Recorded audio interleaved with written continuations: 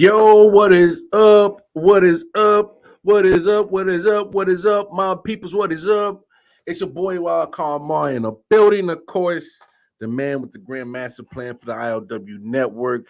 What up, though? Detroit Mel, the man himself is in the building. We are here, episode, I think, 198. Ooh, we almost at 200. Not 200. Racking them shows up, yes. As always, man, we appreciate the love and support that you guys have been giving us here at the I.O.W. Sports Network. In order to continue to show us some love, make sure you can like, share, subscribe to our YouTube channel at I.O.W. Sports Network. That address is the same address for our Instagram as well as our Facebook page. You can cop some merch. The J. Edward collection that is headed by, of course, our very own Detroit Mel. Don't hey, you want this fit? You want this snapback? Gotta hit the cash app. Gotta hit the cash app. $30. $ I.O.W. Sports Network. Give us a physical address. $30. We'll send you the official, very exclusive I.O.W. Sports snapback. Right. And then, of course, most importantly, I.O.W. Sports 1 on Twitter. You can catch us there. Man, a lot to talk about. Of course, week 8 in NFL. We'll definitely discuss a lot of NFL topics towards the second half of the show because there's a lot to talk about. Obviously, there's a trade that just went down. Right. Gru. What's up, Gru? Hello. What up? Was that like Gru or was that Guru? Sorry. Guru? Yeah. Not Gru. I know. It's like Gru. I am Gru. Yeah, I am Gru. No, but man, shout out to you. It's first time seeing you in here, so welcome. What up, though? So yeah, like I said, a lot of NFL topics to talk about. Of course, some NBA news to talk about. World Series is going on right now. You got game 3 tonight. They had games 1 and 2 Friday and Saturday. So we'll definitely have a quick little chit chat, keep you guys up to date on what's going on in the World Series. That series is tied 1-1 going to Philly. 3 games set in Philly. So games 3, 4, and 5 will be in the city of brotherly love. That's some things to talk about right there too. But just Mel, there's one place I want to start with, and you know you're all too familiar with it. Obviously, you being Detroit Mel, and we had some problems with the Michigan and Michigan State situation. Obviously, we had dare I say, some differences after a beat down, pretty much. Michigan handled business on the field, so there was some sour pushes over in Michigan State. If that, I hate to say it that way, but look, you got to take your L's like a man. So this is a situation that will happen if you haven't seen it yet. But we begin with breaking news just into our newsroom. Michigan State's head football coach announcing the suspension of 4 players. It comes after last night's rivalry game against Michigan in Ann Arbor. Video showing players getting into a scuffle in the tunnel shortly after the game. Our Gina Troutman was on the field last night when the Wolverines defeated the Spartans. And Gina, it's all about what happens next. Mel Tucker, you guys, said that he planned to take appropriate and swift action. Just minutes ago, he announced that MSU is suspending 4 players effective immediately for their roles in the incident inside the Michigan Stadium tunnel. The 4 suspended players are Tank Brown, Kyrie Crump, Angelo Gross, and Zion Young. Tucker added that they are working with law enforcement and university leadership from both schools and the Big Ten Conference to evaluate any additional participation and factors in the incident. Michigan State. Yeah, I'm disappointed that happened to 2 of our players, Larry. But this is not how we should interact after a game. This is not the way another team should grab a player and do what they did. It's completely and utterly unacceptable. We will let the Big Ten and law enforcement handle it, but this is not what a rivalry should be about. And it's not how it should be remembered. Michigan State President Samuel Stanley said he is saddened by the incident and added, rivalries can be intense but should never be violent. The two presidents are in agreement. Michigan's Santa Ono also released a statement today saying they are cooperating fully with ongoing investigations. Jim Harbaugh called for a conclusion to this incident. Michigan State went ahead and made their move. Now we await any decision or punishment on behalf of the Big Ten Conference and law enforcement. Both coaches do speak tomorrow in their weekly press conferences, so we will have those updates on both sides tomorrow afternoon. Amira? All right, Gina, thank you for that update. I ain't hear nothing you see. I just saw. Turn to the side. Left. Right. Spit it out. Pick that piece of paper up. Well, you being the fan of the Michigan Wolverines, and obviously you love a beat down the little brother. But I'm pretty sure, knowing you, and we don't know the full situation or what caused it, but it happened. But go ahead and give us your thoughts on that whole situation, man, and what's the proper punishment. I don't know, man. So when I saw it, man, there's another video out there where another one, the dude was hitting the guy with a helmet in the tunnel too. So you got to go back to Penn State, because they had a little dust up at halftime with the Penn State game, and they was talking about how because the way Michigan Stadium was set up, both teams go to the same tunnel when they go to their respective locker rooms. Yeah. Now normally it's supposed to be like an offset time, like the visiting team goes in first, wait a minute or two, then the home team goes in afterwards. So everybody should be in their respective locker rooms and not pass through the hallway at the same time. They said when Penn State was there, for some reason, I don't know if Michigan went too soon or however it went, but they wouldn't let the Michigan players come through the locker room. There's a couple pushing and shoving it. Boom, boom, boom. So now you fast forward to the Michigan State game, and then you see this happen again. You kind of like, well, dang, bro. Now I will say this. What I heard, this was like most of the players were out on the field celebrating. For some reason, I don't know if it's the same player got hit in both incidents or it's two. No, because he said it's two separate players. So I don't know, these two players came to the locker room for some reason, expecting like Michigan State already be in their locker room or gone by then. That's why they went in there. That part is unknown. Yeah. However, my thoughts on this like this. If it was just a fight, suspensions is cool. You know what I'm saying? Get suspensions and move on. But when you raise the level and you get felonious assault, swinging a helmet, or 10 people on one guy, one of two things should happen. One, those players shouldn't be allowed to play for the rest of this. They should be gone. Period. Yeah. Because what's going to happen is, now, the reason why I brought Penn State up, because see, you looking at Penn State happen, let's brush on the rug. Now you see an escalation. Michigan State happen, you brush this on the rug. They got to play Ohio State next. Yeah, another rivalry game. You know what I'm saying? So then what happens? You wait till somebody get killed, because he hit that man in the helmet. You can kill him. Yeah, you know what I'm saying? Crack his skull. He can get paralyzed. Anything can happen. He can severely get hurt. Yeah. So my thing is, you suspend them for good. They no longer can play football, and they can't get into the transfer portal. Because my thing is like, if it was a accusation of they murdered somebody, or because that can happen, you know what I'm saying? You kill him. Well, I guess it won't be murder, but you kill him, he dies.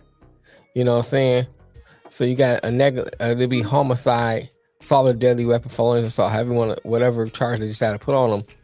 Then what? Where you can get ahead of this thing and say we have zero tolerance. Second thing they can do if they want to, because here's another part of this instance, you have several players that watch it go down and then jump in. Say, hey man, hey, this is too far, it's too much. I need to chill out with that. If we was robbing a bank, you know what I'm saying, you was in the car, you get charged with accessory. So you can't say because you didn't participate, you stood around and did nothing. So because you stood around and did nothing, the whole team becomes liable. Y'all done for the season. Michigan State has no more football until next year. And those people who actually participate in that incident is gone. Their career is over. Now, obviously, you're kind of speaking to like the real end result of most tragic result that could happen. Right. And but with the situation at hand, the suspension is cool, but how long are they suspended? Me personally, I'm like you. The four that got suspended, they should be booted off the team, scholarship taken away. And it sounds harsh, but at the same time, I know. Look, we've all played sports. There's some shit talking. You gonna talk shit all the time. It's part of it. But at the end of the day, I think everybody that plays sports are still under the understanding that it's still some sportsmanship that should be shown, and getting. And I know it's a rivalry. I get it. You're a little bit more amped up than what you normally probably are. Right. But at the same time, you can't put your team in a situation, because what if these four guys are starters? Right. What if they are actually stars of this team? And now you can't just act like it didn't happen and act like it's nothing. Like they assaulted that man. I mean, the law's involved in this situation now. Right. So this is not just a university situation. This is law enforcement is involved. So now you're dealing with possible assault charges. So it's a bad look on Michigan State. And kudos to Mel Tucker, the coach, and the AD to say no, we're not dealing with it. That was dirty. That was wrong. That's not the behavior we want to show as our university. But hey, kudos to him for taking swift action. But me personally, I think it needs to be more severe. Get him off the team, because man, you can't. Saints right here, bro. What's this? You can't. Boney can't even see. Look in the top left corner, but the helmet's right here, and the logo's right here. Hey man, can't yeah, look, right? Come on, Boney, homie. But no, it was just it was a bad look. I can't believe that it got that bad, and I agree with you. You're starting to see a little pattern with Michigan, Penn State, now Michigan State. I mean, are we going to have security for Ohio State? Right. Are we going to have to literally separate them at all times?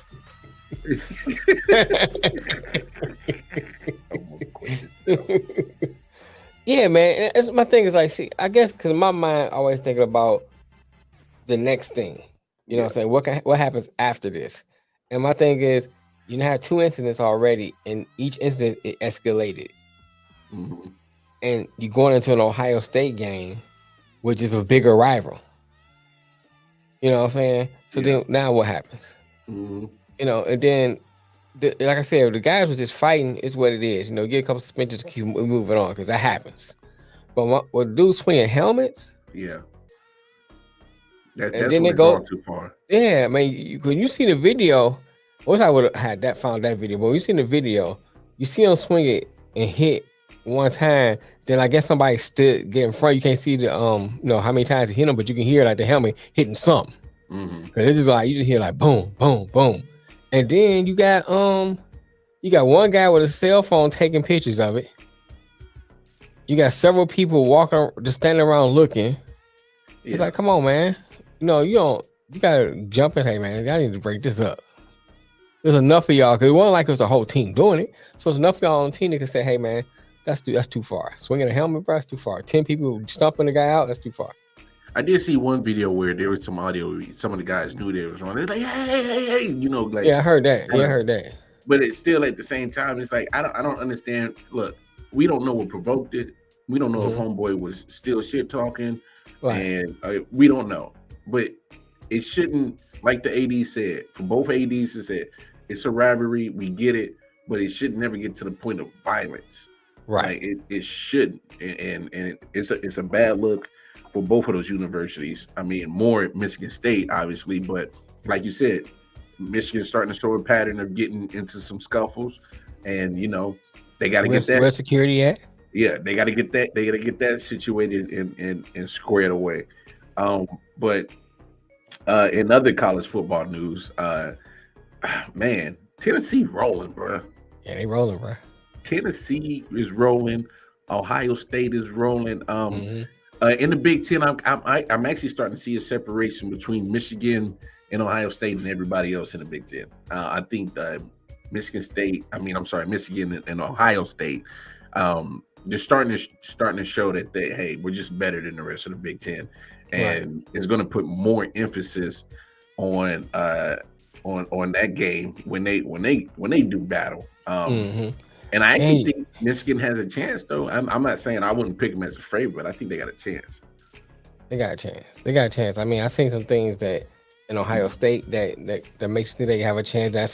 Seen some things in Michigan look like they're going to clean up, because even in this Michigan State game, they kicked several field goals before they scored another touchdown.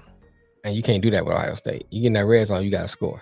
Yeah, get in the end zone. You got to get in the end zone. So that's one thing. And then they was able to throw on Michigan, so they got to clean that up, because, C.J. Stroud and the receivers, what I'm saying? Marvin Harrison Jr.? Yeah. So they're going to slow that down. They stout against the run, but you have to be able to stop that pass, put some pressure on C.J. Stroud. And so I think it'll be a good game. I think it'll be a good game. I don't think it'll be a blowout either way. I think it'll be a good game, but it's going to be a test on both sides. You know what I'm saying? Because Ohio State, I mean, it went for Penn State 4 turnovers. They could have lost to Penn State. Yeah. It started off slow, I think, against Indiana, and they finally picked it up. So, and I seen that same pattern last year in Ohio State. So Ohio State need to be careful, and I don't know if they're looking past opponents and say, well, okay, we probably better than everybody. Michigan, waiting to see Michigan in November. I don't know what it is. But they can't do that. Not because they got to look at the bigger prize, which is playing for the national championship. Oh yeah, that's the bigger prize. The same with Michigan. Well, I mean, it's there's going to be a huge. I'm trying to find the right way to word it, but I'm not saying that Michigan or Ohio State doesn't have a chance against like a Georgia, or I mean, Georgia look like they're all favor, and see, I think I picked Georgia to win it all.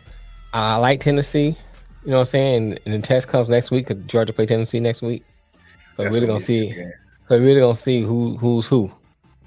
I think that's more that game next week with Georgia and Tennessee is more where does Tennessee measure up? Yeah. Obviously Tennessee gets the good win over Alabama at home, but I want to see what you're gonna do with Georgia when you got studs everywhere. I mean, don't get me wrong, Alabama got studs everywhere, but their defense don't scare you like Alabama defense would have scared you in the past. But man, Tennessee, I hate to say it, SEC might still put 2 teams in their college football playoff, man. Probably, man.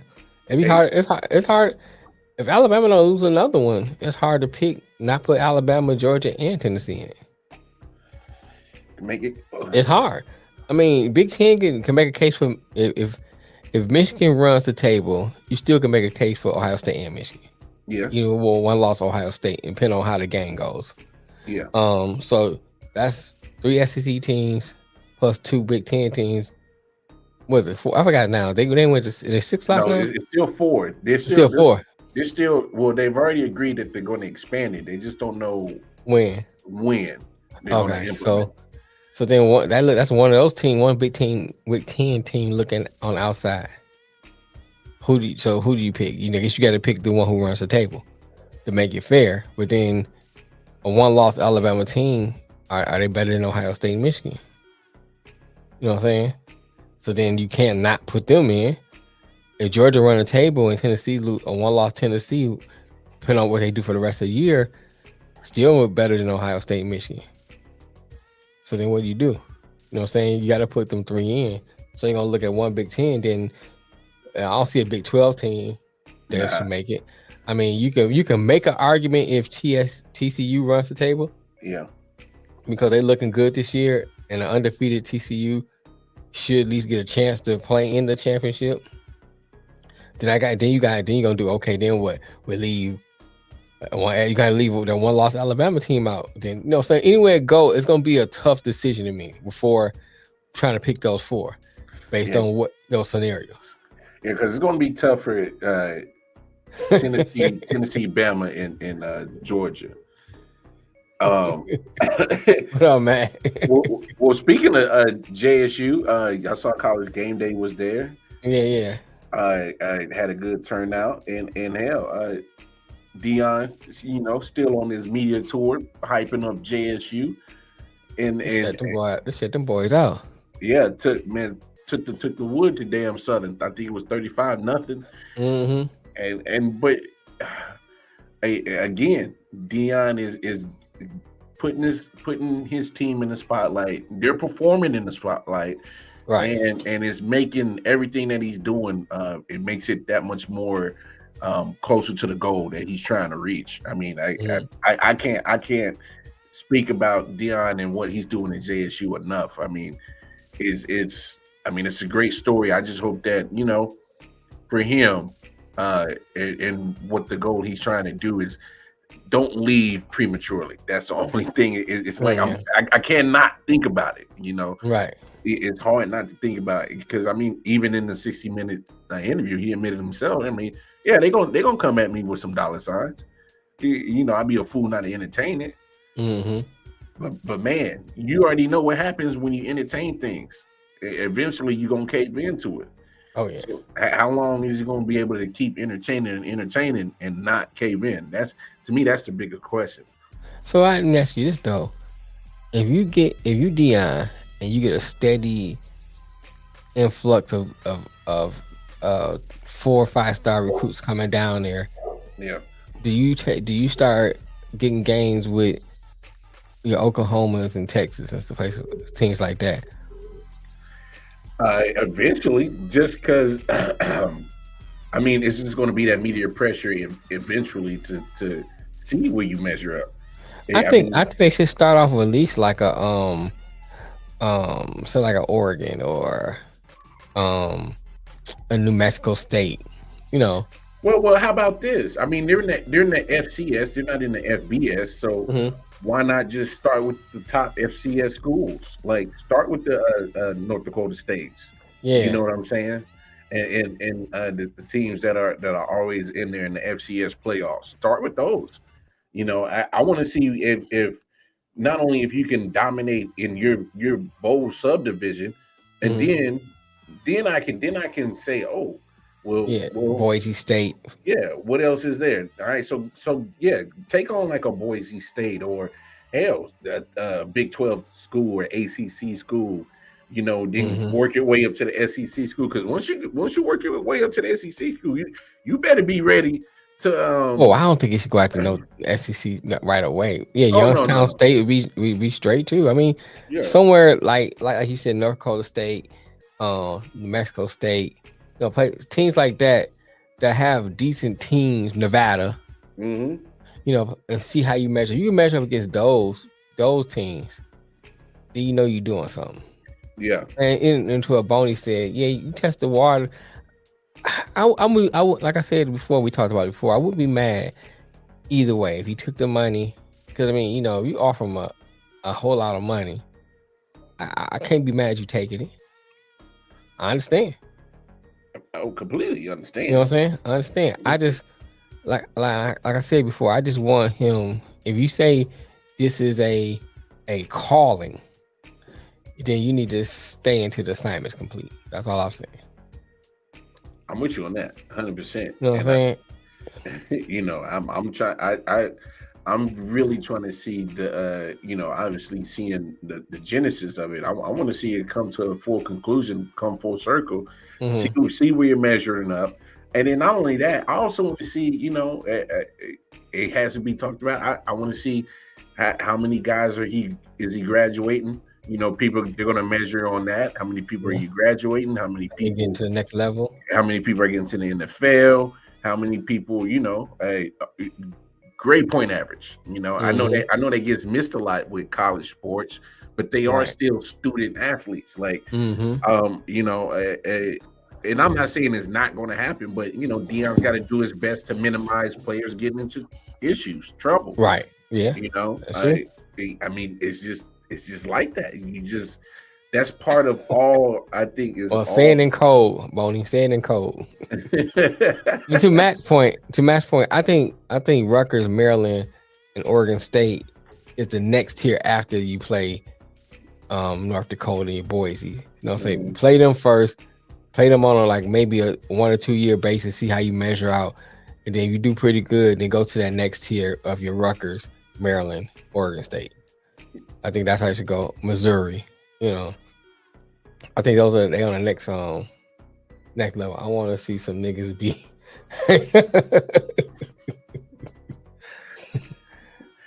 Mountain Man Maids, how you doing? What up, man?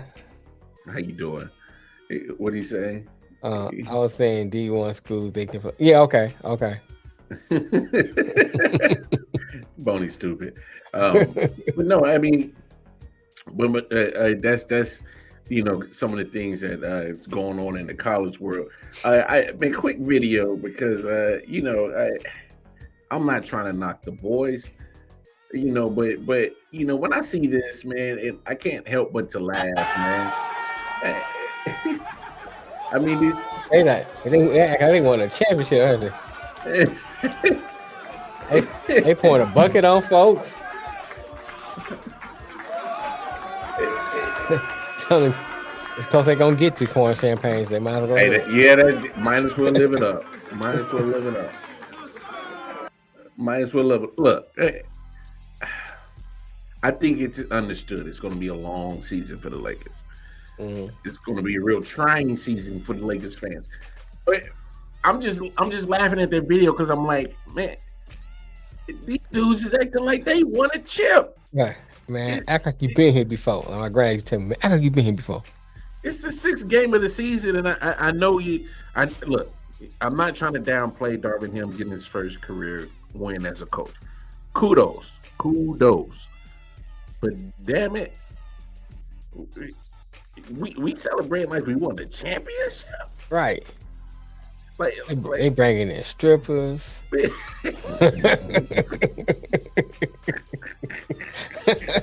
know what I'm saying?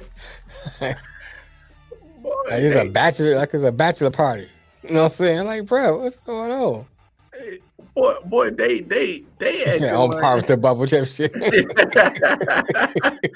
They celebrating like LA's about to throw the parade. Right, you know what I'm saying? They about to shut down a couple of blocks.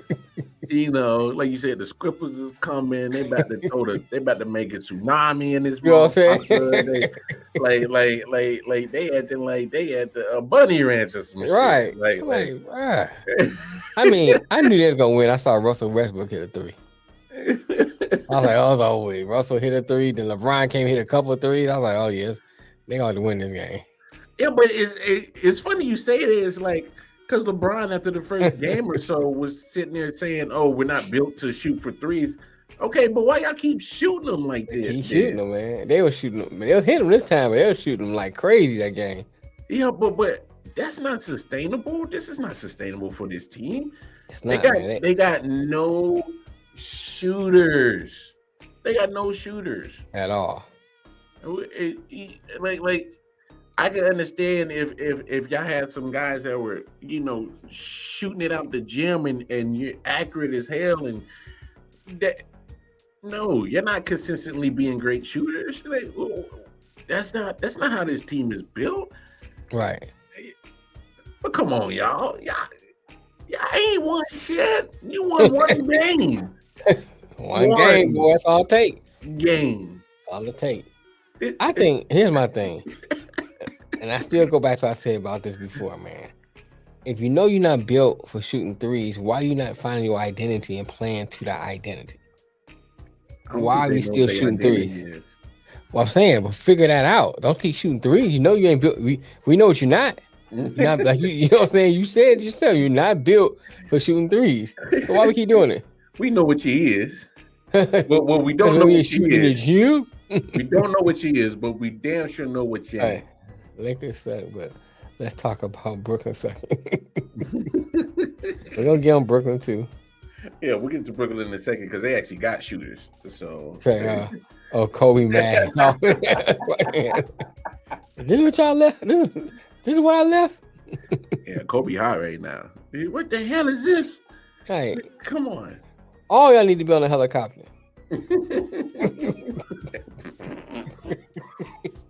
Yo. Sir, I think that might be the one that might get us. That might be the one. Yeah. Hey man. Hey Vanessa, don't come after us, man. We ain't did nothing. At least I ain't did shit. Hey, it went. I'm just saying. Vanessa, it was him. I don't know who it was.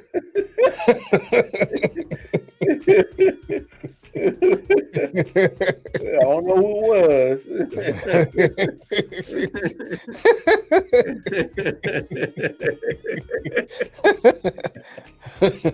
But I mean, look, you keep talking about all these trade talks. It's because at some point it's not the media making it up because it's too frequent of hey, we're looking at this trade, we're looking at that trade, looking at trade with the Jazz, looking at trade with the Pacers. Just pull the trigger already or something. Hey, shit. That's what I'm saying. What else do you need to see about this team that says, hey, I think a trade would be benefit for us. It would be beneficial for us. Yeah. I think, man, here's my thing. They need to go ahead and put together a team now. They're gonna make a trade. Do it now while you still young in the season. Y'all get time to gel together as a team. You already know what you have is not winnable. You already know that. So go ahead and if you can get a trade together now, get together now and get you some time to gel together. They far from winnable.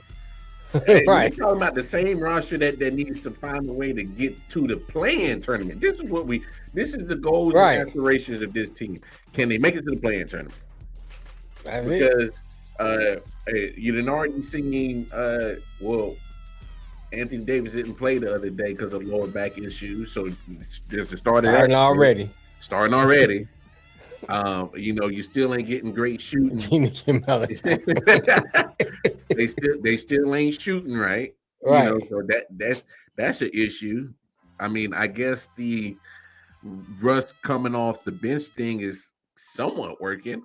I guess that's the only thing. Right. That's really Did you working. see I think I posted to the page. Do you see the beginning of the game and Russell's his warm up? He was at the foul line. He shot an air ball. He was shooting around, hit a brick. Oh yeah, everything he was doing, he was missing, bro. I was like, "Is that how you warm up, bro?" He said, "I'm gonna do it in the game anyway, so let me go ahead and get you warm." You know what I'm saying? This is what 47 million kids. I'm in the wrong business, boy. Bro, how are you shooting air balls, bro? Everybody miss. I ain't worried about you missing, but air balls, bro. You're in the NBA. I mean, on a consistent basis. We ain't talking about every now and then. It's like air balls have become his MO. Boy, all that air he be creating, boy, about to start a twister, dog. Right. For real. It's like, how are you in the NBA making 47 million and air balls is your MO? Oh shit, is a hurricane coming? Right. Nah, that's just Russ. Bro, they had a meme with Russ' body, Ray Charles' head, and a brick in his hand. You see that one? It's like, bruh. Hey, Shaq said Stevie Wonder can see. He said he was front row at a Lakers game next to Stevie Wonder, and Russ took a shot, and Stevie said brick. Stevie just know his instinct. Brick. That's a safe bet. That's all that is. He shoot like it's his first shot. Right, you're right. Hey, how do you do this shooting thing? Like this? Yeah. Stevie might hit more shots than he did Russ. KC. Lakers need to go ahead and get the doctors together and reincarnate Prince and Kobe. Get them on the roster right now. Man, Lakers need to hire Stevie Wonder as rush shooting coach.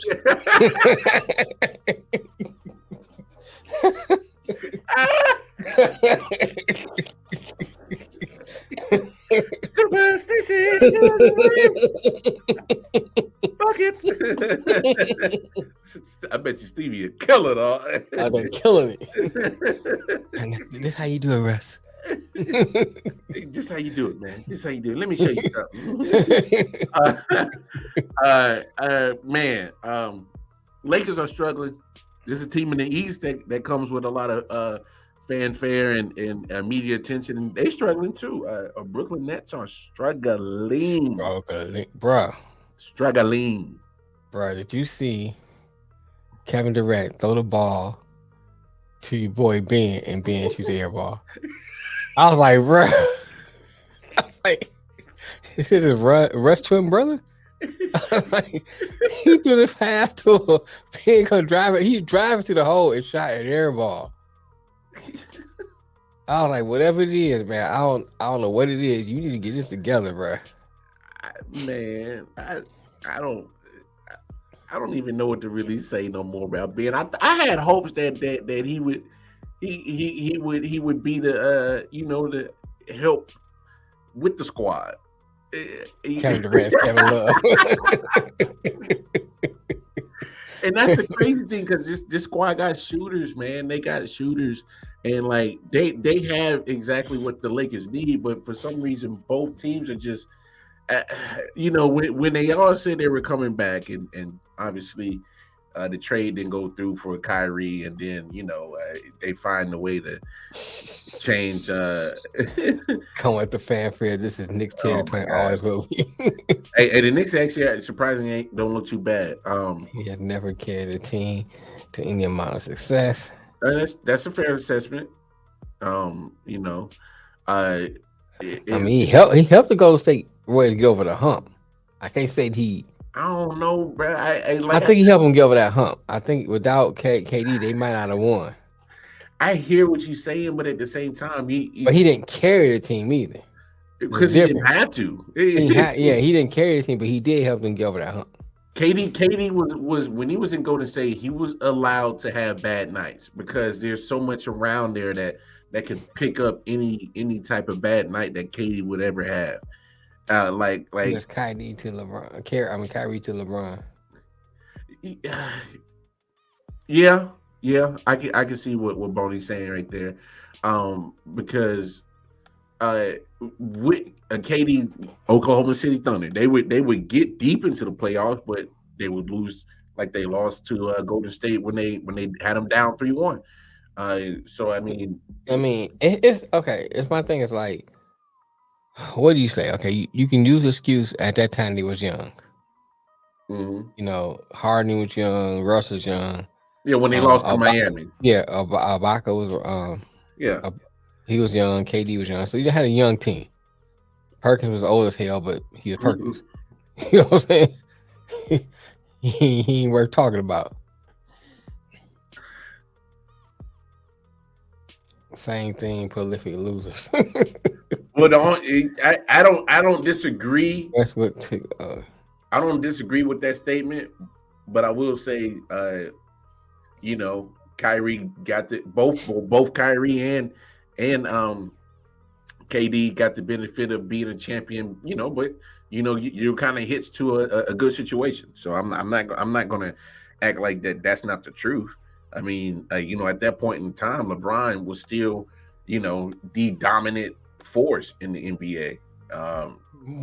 Russ's meltdown was the team's meltdown. You talking about OKC? Oh, when they lost the 3-1 series. Mm-hmm. I mean, but at the same time, I mean, Westbrook meltdown. But if I'm KD and you're supposed to be the superstar, at some point you gotta be like, look, enough with your meltdown, bro. I gotta ball out. I gotta make sure we close this 3-1 series out. Right. So I mean, you still gotta put some fault on KD for that collapse too. Yeah. But, here's my thing. you got two guys that got championships being hits to a good situation. They finally come together, and then ever since they've been together, it's been turmoil, it's been media distractions, it's been, who's here, who ain't there, who's not available. What's the alpha? Can't argue with that. I'm just saying, like, just this Nets team is just as much as a mess as the Lakers, but it's not even related to basketball skills. It's off the field shit that's just off the court shit that's just, I think it's just being too much of a damn distraction for this team. But see, all right, a couple things. First of all, if you look at the way the Brooklyn roster on paper, it still seems like it should be attached to a good situation. You know what I'm saying? Yeah. You're assuming you got some shooters. Harris come back. You gonna have Harris. So you have a team on paper that look like you attached to a good situation. Yes. So my thing is, what is it KD or is it coaching? Well, I remember some of the reports last year. Players that were in the locker room, they're pretty much saying it's pretty much you're right, man. It's a superstar show and everybody else. I mean, that's how they felt the atmosphere was. So I'm saying, but as a coach, it's your job to manage that. Yes, and I'm not absolving Steve Nash of any of this, because you're right. As a coach, you got to find a way to build the chemistry. Phil did it. Locker room. Yeah. Hey, you got to manage superstars. You got to manage attitudes. You got to manage egos. You got to manage. Certain connections on how some of these players interact with each other. Like, you got to manage all that. But at the same time, I'm looking at pretty much the same locker room that it was last year for the most part. And so how much of the quote unquote the two superstars and everybody else atmosphere in the locker room is actually going to get dissipated? How much of a new attitude and atmosphere and new mental environment can you really build right now when it's all the same players that were part of the bullshit last year? To me, you can't, just because you tried to tie a knot and a pretty bow on that pile of shit that just didn't work the last couple of years, right? And now you put a bow on it this year. It's still the same piece of shit. It's just you're right. Stop getting distracted by the bow and the pretty knot and look at it for what it was. This is still the same KD and Kyrie that probably still don't want to be there. It's still same KD and Kyrie, especially KD, who didn't want even Steve Nash. He made his demands and give me a new coach and new GM, and that's what he said. And so just because y'all quote unquote hash things out, put it to the side, and now y'all so cold, pass it. Okay, yeah. For how long? It was stories that ain't there. You talking about the media, Matt? Because I will say this, because my second point is gonna make too is that some of that stuff is not their your own doing. It's not their own. Yeah, it's the media. Like the last incident with Kyrie, that was all media. I don't have no fault with Kyrie's how he handled that situation. You know what I'm saying? Because we can argue, you can argue what he said, what you don't agree with what he said. I'm not gonna go into what he said because I don't want them to tell me to take my $20 out of Chase Bank. I ain't like we know he can Kanye can he got billions to take out. I only got $20 to take out. So I leave my $20 in. But you know what I'm saying? But my thing is like, right, I need all my 20s. Yeah, but how he handled it, he was right. He was like, look, man, a man came at him with a question. He was like, well, why are you saying I'm promoting something? And he kept coming on. He said, all right, man, I ain't really going to talk about that. Let's talk about basketball. He kept trying to switch the conversation to basketball, and my man kept kind of switched it to off basketball topic. Yeah. So I don't have a problem the way Kyrie handled that. Yeah. You know what I'm saying? So I can't call that a distraction on something they created. That's the media's causing that crap. Mm-hmm. You know what I'm saying? If you want to talk about that, you should have a separate interview and talk to him away from the game. He's got to finish playing a game, and you bringing that crap up.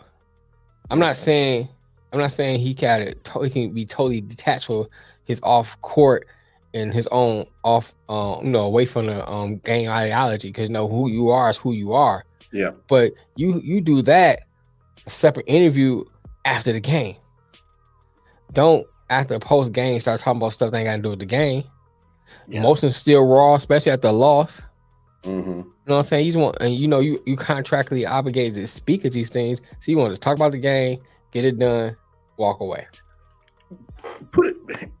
Pause right there, because I think that's a conversation we need to have. Right, I know that NFL, Major League Baseball, NBA, they want to make the players accessible to the media. I get that, and then want to make them accessible to the world, to the fans. I get that. But at some point, we gotta let these players decompress. Yeah, we gotta let them. Hey, man, let me, amped up atmosphere. I'm amped up. I don't want to say nothing that's going to get taken out of context. Like, give me a second to woosah. Let me come down. Let me get my mental in a good spot, so that when you ask me these questions and you're not going to try to, underhand, get me to say some shit that you're fishing for. Let me woosah, because you know how it is. You get me wrong. I get you wrong. Right, because I might say some stuff. You know what I'm saying? Hey, got motherfuckers looking at me different. They be like, "Damn, that's how you really feel." Yeah, I mean, you caught me. So you caught the right one at the right time. You caught the right one at the right time. But here's the thing too, Lamar. Look at it like this. I'm a big advocate of looking at what's trending, right? Mm-hmm. So what happens when streaming gets into NBA? We see it's an NFL with Amazon. Mm-hmm. The sit there and talk to the player through terrestrial media is an old model. That's an old model. I mean, they just haven't caught up to the NBA yet, but still an old model. Streaming is the new model. So when streaming catch up to the NBA, that all them people that's doing these interviews and saying that stupid stuff, they're gonna be cut completely out. Because now the game is gonna be streamed, and the money coming to places like Amazon and maybe other streaming platforms that that kind of catch up and get bigger. Hulu, stuff like that. They start getting sports and streaming. You're gonna start doing interviews on YouTube, interviews streaming on Amazon. Mm-hmm. Those people, your Kornheiser and all them people, Stephen A., they dinosaurs. Working for the network. Yeah, for the network. They're gonna be shut out in a minute. I'm telling you. Watch what I say. We're gonna come back and play us again. Say, that nigga right again. I'm like, for real. That's so my thing is, all that trying to drum up all this drama and stuff like that, you need to be trying to get on my man's side. So when it does get to like streaming and stuff like that, they be like, oh yeah, I'm with my man. He kind of come at me fair. He's accessible. He's accessible. Go ahead and let me. When Amazon need people, they just start doing interviews on live. You can get in on it. Mm-hmm. They start shutting you out because you're not part of that crowd. Yeah, you're part of the old crowd. You gotta try to get in with the new crowd. And like I said, man, I just don't like that. Bring up that some stuff has to be talked about. Like we talk about the Michigan fight and stuff like that, because it's done in a sports context. You have to bring that up. Mm-hmm. I understand that, but what Kanye, but what Kyrie said was on his own time, treating it. He tweeted something. I only put on IG or he tweeted. I can't remember, but it was on his own time. In his own personal space. Had nothing to do with NBA. You know what I'm saying? We can, the argument can be made whether or not you agree with what he said. That's a whole different discussion. Yeah. But to bring it up in an atmosphere or an environment that wasn't even, it didn't come from that environment, to me, it's dumb. Well, and I agree with you, but we also got to look at that's how 2022 media goes. They want the accessibility to the players, not just them as players, but they want the access to them as individuals. And so that's why they're going to ask them that question in that setting, which I agree with you. If you're interviewing me, I just played a game, or you're interviewing me before a game, it should be all about basketball. I don't want to talk about nothing else. If you want to know about my feelings about the situation in Ukraine, come to my peoples, talk to my peoples. We'll look at my calendar, see when I got time to do it, and we can have an actual candid sit-down interview, and I will give you what you're looking for. That's all I'm saying. That's all you got to do, bro. But for me, I'm with you 100%. It needs to get down to a point where in these media sessions, it is about basketball, or it is about baseball, or it's about football, or it's about hockey. If you want to know me, you want to talk to me about politics, we can set that up some other time. But I'm getting ready for a game. You're interviewing me. I'm giving you the access that you've been granted to by the team and the organizations and the associations and the league. I gave it to you, but it's going to be about the sport. It's going to be about football. We talk about practice. After that, hey, if you catch me at the practice or you catch me at the game, it's about football. First of all, especially in team sports, I'm not trying to have you media create a rift that wasn't never a rift in my locker room. Right. Because that's the shit that happens all the time. All the time. They stirring up stuff. A pot that gets stirred that was never there to begin with. And then now a beef that was supposedly made up is now coming to fruition because eventually somebody's going to cave into the acceptance and the belief that what is getting said is true. And the next you know, you got a situation on your hands. Right. I mean, it's literally you got to, these media people got to, it's so crazy how the game has changed, not just the game, but how it's being presented, how it's being viewed, how it's being reciprocated from the world it's inside and out to the public. It's everything has changed about it. And so it's like, I'm with you, man. They if it ain't about what we came here to talk about, move on. Next question. I mean, he gave him a little space, entertaining for a minute. Then my man just kept on jabbing, digging and digging. Yeah, but you can't be the athlete and say, "Hey, man, stop with the bullshit." You can't do that. And they say you wrong. Yeah, you wrong. And then all of a sudden, I can't get in the Hall of Fame because I wasn't friendly to the media. Yeah. Because you the media vote for it. If I get in the Hall of Fame, that's a whole other discussion. Because how we go down rabbit holes. I was like, nah. We go down that one. You got a point there. We mess around and we'll go a good solid 20 minutes on how stupid that is that the media who ain't never played a basketball or football or a baseball or voting the Hall of Famers. I still don't understand that. I don't understand how they voting for MVPs. I still don't understand how they voting for any and everything. Like that shit is absolutely stupid. But anyway, we don't vote on none of the awards. No Pulitzer prizes. We don't vote on those. Yeah, because I'm still waiting to see the Major League Baseball vote. Because I'm telling you, if they get that shit to Ohtani, I'm gonna be. What the hell are you doing, Major League Baseball?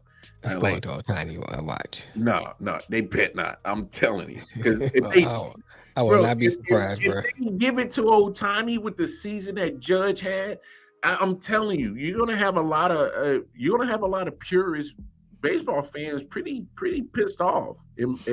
I believe, because I'm not a purist baseball head, but I know enough and I follow the game enough that if Judge don't get this MVP and a man that's, of course, he's doing double duty. He's a pitcher and an outfielder and he hits and he pitches.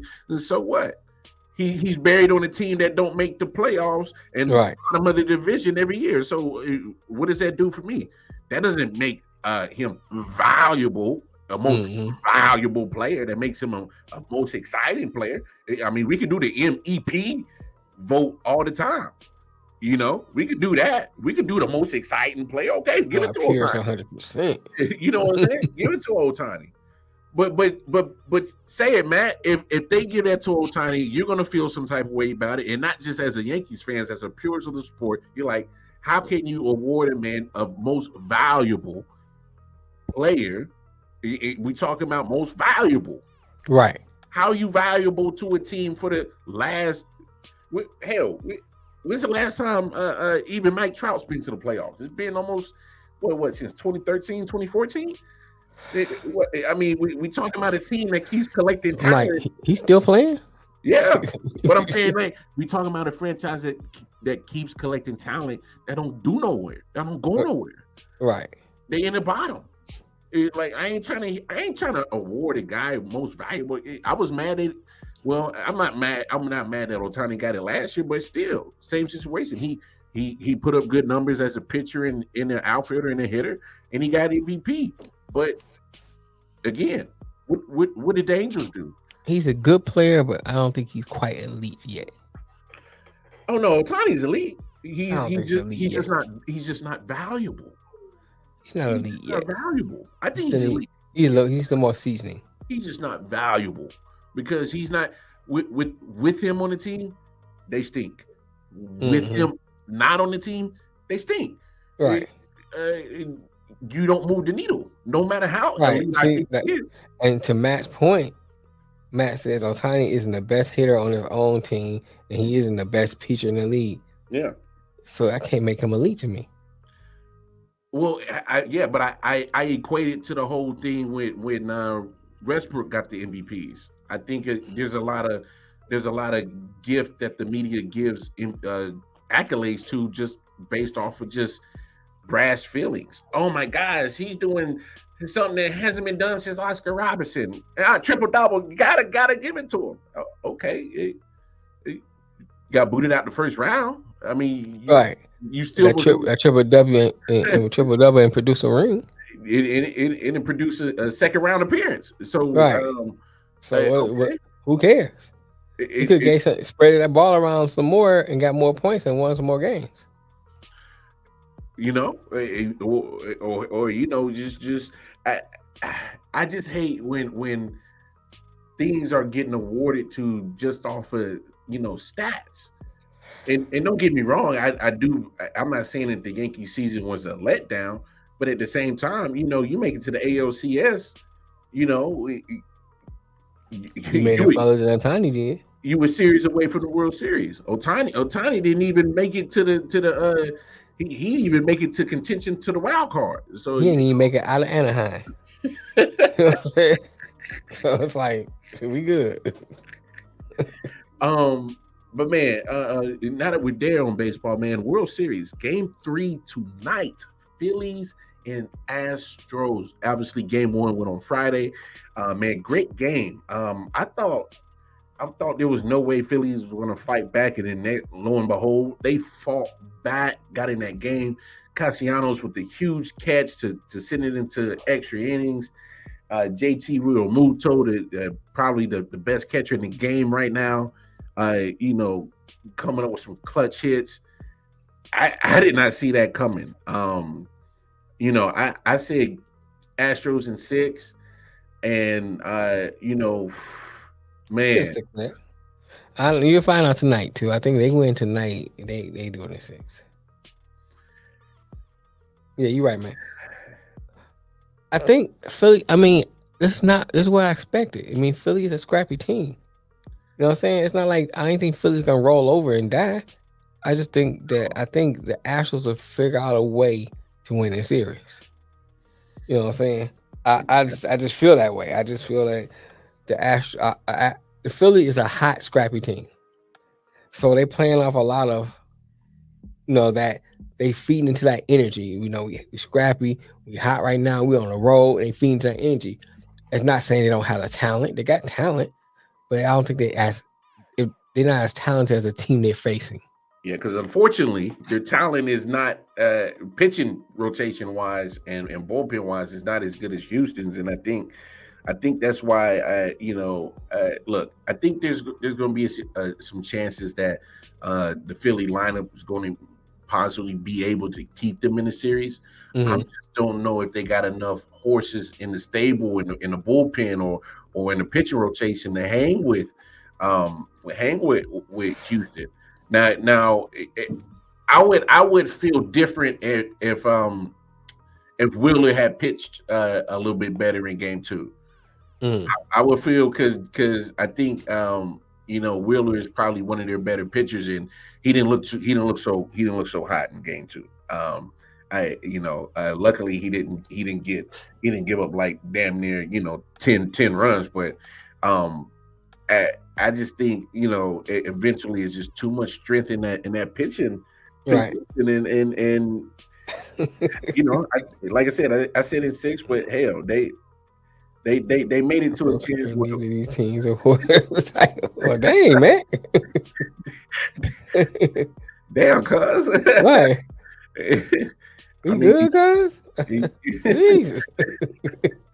You had to go in like that. Right. God, the team buster turnover and crack, legs broken. Sound like a mafia hit.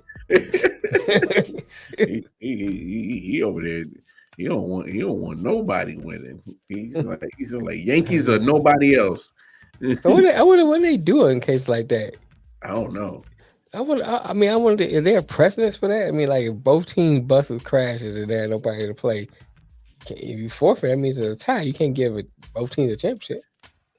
I don't even know how you would even go about coming up with a contingency plan to deal with that. You put the Yankees in the Padres play. I mean, what do you do?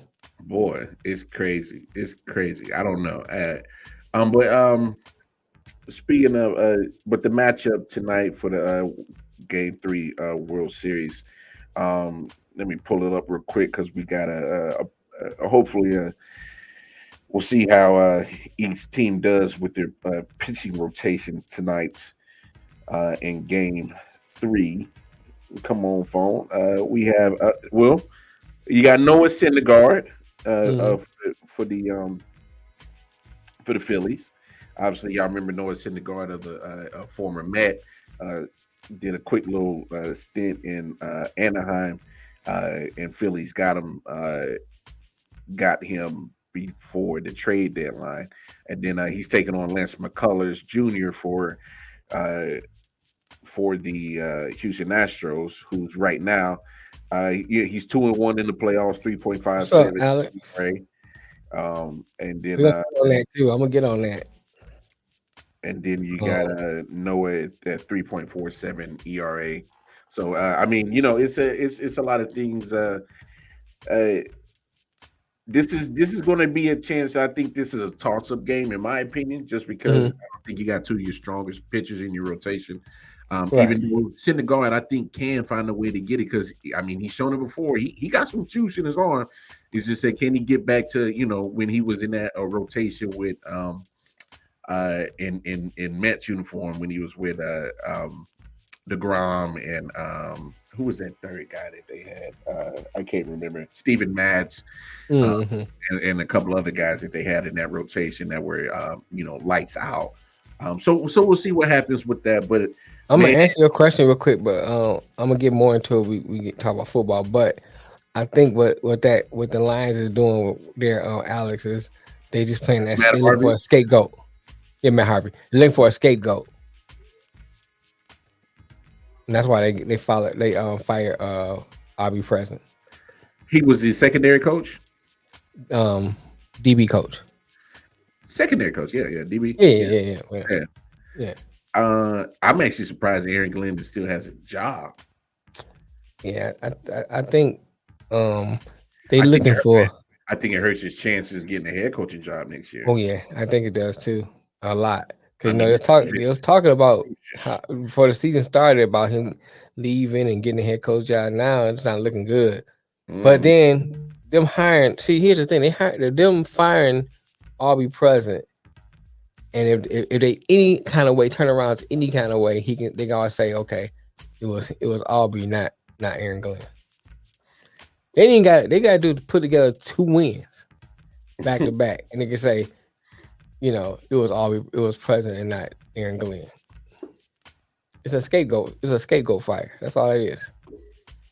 And it's all right. Aaron Glenn, he better get ready for pack his shit too. I'm sorry. I think in this season they're gonna get a whole new defensive side of the coaching team. A whole different defensive regime. I think at the end of the season. Man, literally, because they fighting for their jobs. They have to. I mean, you know what I'm saying? You look at Dan Campbell, man. You know, Sheila already came out and said they don't give him 3 years. So he's in year 2. He's in year 2. So you already came out back about this year. So my thing is, if he don't get rid of that defense and get some new coaches in there, he might get fired in the middle. He might get fired in the middle of third year. He ain't serious about keeping his job. Yeah, you got to think. Okay, that's my job. You know what I'm saying? I'm cool with y'all and stuff, but I got to think about how I'm gonna eat. Yeah, because right now we ain't looking so high. We ain't looking so high. You know what I'm saying? And so I'm gonna have to make some changes, some drastic changes. So I'm gonna have to bring some more. You know, everything on the table. Everything. You know what I'm saying? I might have to get rid of some of these cheerleaders. You know what I'm saying? I don't like the way you shaking your ass. You might have to go. Everybody gotta go. You know what I'm saying? For real. When it comes to about taking food off my table, everybody going. Like, bruh. The mascot gotta go. You know what I'm saying? The hot dog vendor gotta go. You know what I'm saying? I don't like the way you over there serving hot glizzies. I don't like that. We importing different crackheads up front of Ford Field begging. You know what I'm saying? Everything changing. I don't like the security. I gotta clean these bums out. Clean them out. Clean them out. Yeah, everything changing. Everything gotta change. Everything gotta go.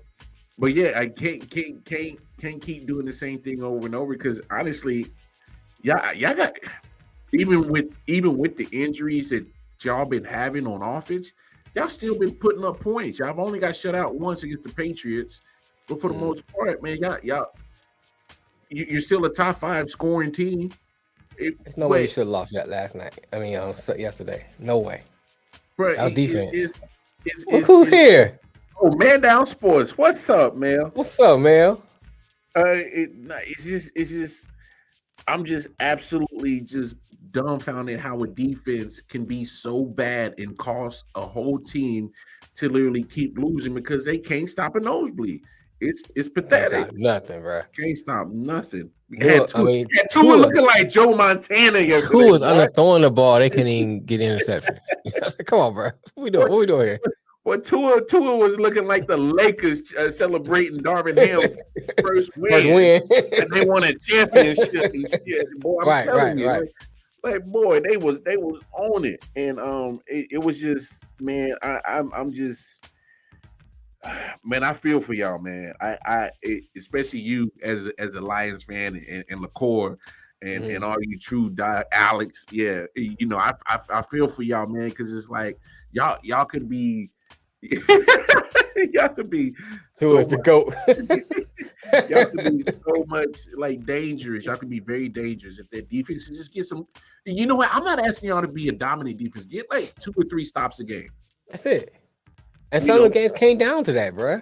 Some of the losses came down 2 or 3 stops is over with. 2 or 3 stops in the Miami game is a win.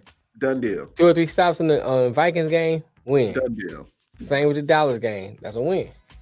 But it was a tight game. No fumble and 2 or 3 stops. That's a win. Hell, Eagles game. Y'all win. Eagles game. Yeah, yes. Eagles game. A stop in that game. 1 stop. You know what I'm saying? Yeah, so you know, go get them. But I don't feel for them. Got a good foundation to build on. Hey man, but the NFL has been crazy, especially going into Week 8, finishing up tonight. We'll definitely discuss Cincinnati and Cleveland. But man, I don't even know what to make up with the NFC, bro. I don't know what to do. I don't know. I really don't. I already told you about the NFC, bro. Okay, look. Okay, Eagles. We'll talk about them. The Eagles are bust. That's it. The Eagles look. They for real. They legit. I mean, I give the Giants say props, but I still think the Eagles is the top of the NFC. Top of the NFC. Minnesota is a sneaky 6-1, quiet 6-1. Yeah, but they ain't. Wait till they play somebody and see what they do.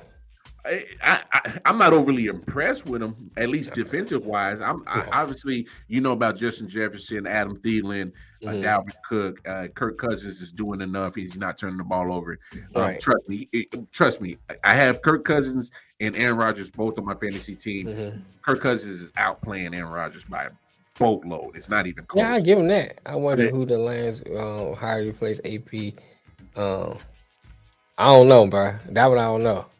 Because I don't think they're gonna hire anybody for right now. I think they're gonna just keep Aaron Glenn in that position. And I think after that, all of them gone. Anything defensive wise. Everybody, anything look like a defense is gone. Gotta go.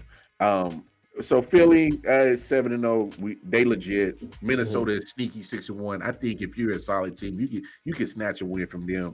I'm not 100% sold on them. Obviously, I know what you get with offense. Dallas. I'm not. Look, a lot of people. I've been hearing the talk today. A lot of people have been going crazy for Dallas, and I get it, but I'm not. Here's the thing about the Cowboys, though, bro. The Cowboys, present Cowboys, right now, is one of those teams.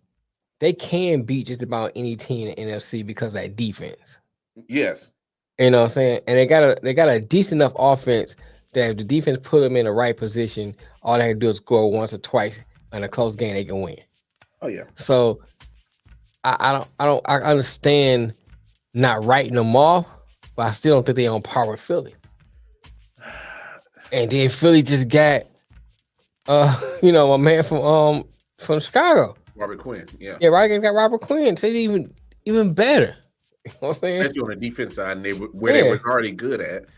Yeah, then now where they run an RPO, man, it's hard. They run a lot of RPO, they run a lot of motion, and it's hard to disguise what they're gonna do, and it's hard to stop it.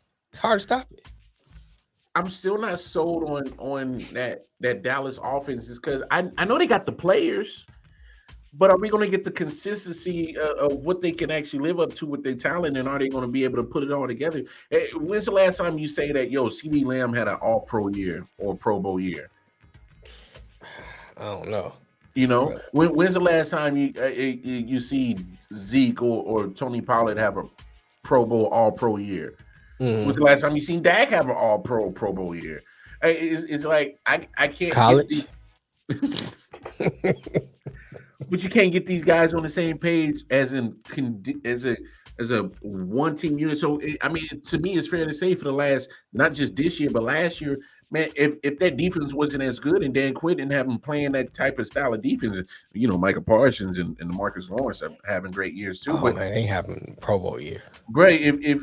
If that defense is not doing what they do in the last 2 years, boy, you still got a whole talented team that's just gonna fall flat on its face again. Oh, I wholeheartedly agree. I mean, I don't think they're gonna do what they always do. But I'm just saying, I will give them a props on where the defense is playing. They got a good enough defense to kind of. They can beat just about any team just about in the NFC. Yeah.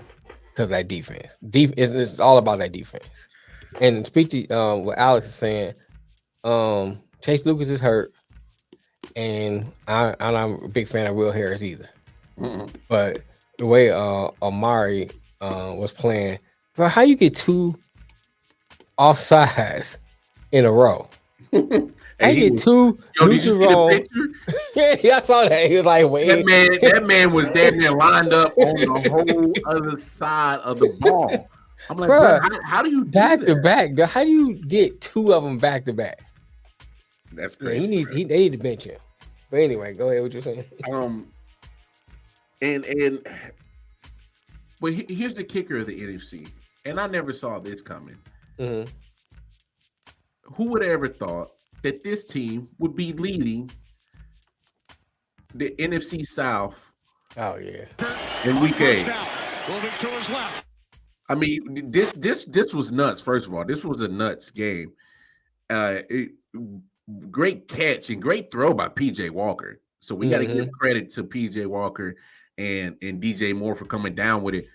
Obviously, he gets the penalty right here for taking off his helmet. So he cost him 15 yards. And so it made the kick longer. And the kicker absolutely didn't even come close to having making that 48-yard attempt to take the lead. If he makes this 48-yard extra point, this game is over. Mm-hmm. And then it gets even nuts. So it goes into overtime, and then they get a pick, and they drive down and get in field goal range. He has a 33-yarder he has to hit. Eddie Pinheiro, that's his name. Eddie Pinheiro, the kicker, and completely shanked it. Completely shanked it. I shout out to the homie Bobby Miller in I.O.W. Sports. On his personal page, he said the Carolina Panthers Atlanta Falcons the Falcons. Right. Like literally gave the game away in like the most craziest of fashions that you could ever think of. And right. I know a lot of people have been talking about DJ Moore. Oh, he cost us the game. But I'm like, the kicker cost you the game. You a kicker got one job, bro. Bro, 48-yard is nothing anymore. They kicking those all day long. Bro, they hitting that 60 on a consistent basis right. nowadays. They hitting 60 on a consistent basis. 48 yards a chip shot now. Yeah. You can't make a 48-yard and a 32-yard after that. Why we here? You need to go back to high school kicking. Look at this kick though. Completely missed it. It was a 48-yarder. Like, come on, bro. What are we doing? You patting him on the chest. I be like, man, I ain't patting you on the chest. No, you better go sit in the corner by yourself. Fuck out of here. Get out of here. But take you and your missing field goal ass on sound somewhere. But I'm just laughing at the Falcons. I mean, there is absolutely nothing dynamic about them. Absolutely nothing dynamic. At the beginning of the season, when nobody gonna say the Falcons will be leading the NFC South? No way. They under Tampa Bay. I mean, Tampa Bay is under them. I mean, no one ever said that. No one. I don't care if you live in Atlanta wouldn't have said that. There's no way they would have believed that Tampa Bay is going to be where they are and Atlanta will be where they are now. I mean, literally, they're in the bottom 5 of passing yards per game. But I mean, the one thing that they do is they're in the top 5 of rushing yards per game. So that's pretty much their calling card right now. Is running the ball. And surprisingly, they're scoring 25 points a game, which is 6th in the league. Right. I'm not going to crap on them too bad, but nothing about their team. Right. But there's no way. There's no damn way.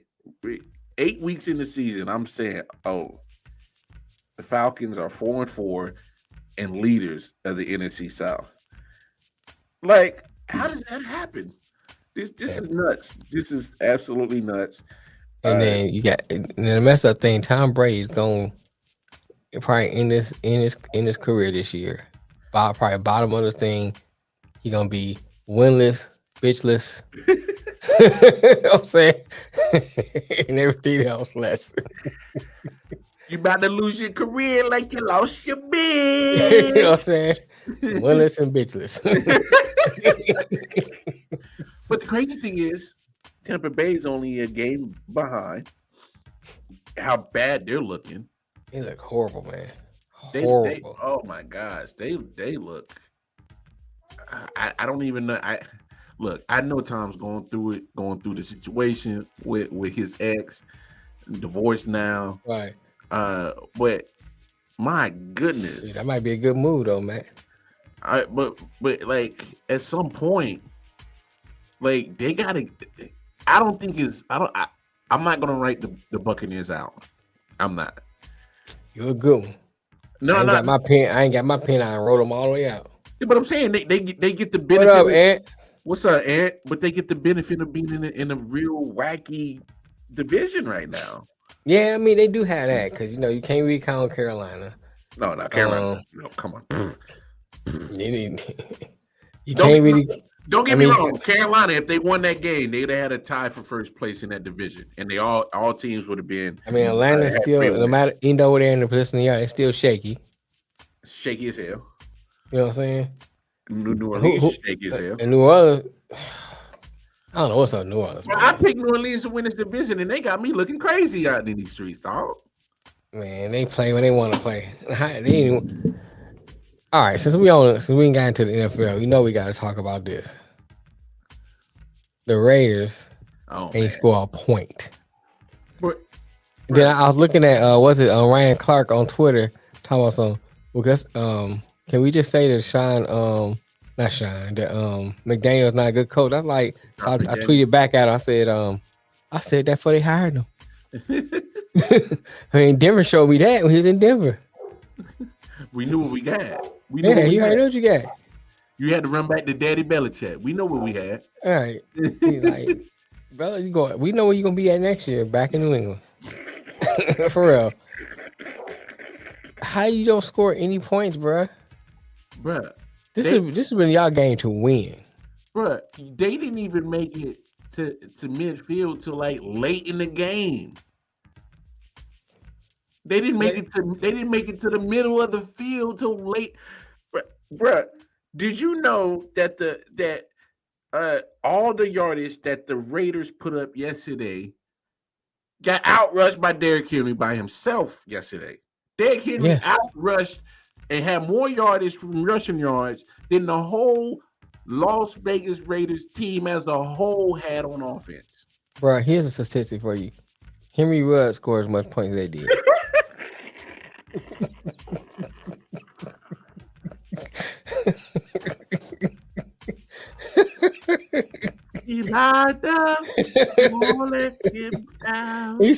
Ruggs scored just about the points as they did. Okay, so since we there, all right, we gotta have the conversation. Look, and this is not me showing love for my team, but this is what the media was coming into this year, saying, "Oh, here we go. The AFC West is gonna be crazy." Not yet. The AFC West is gonna be nuts.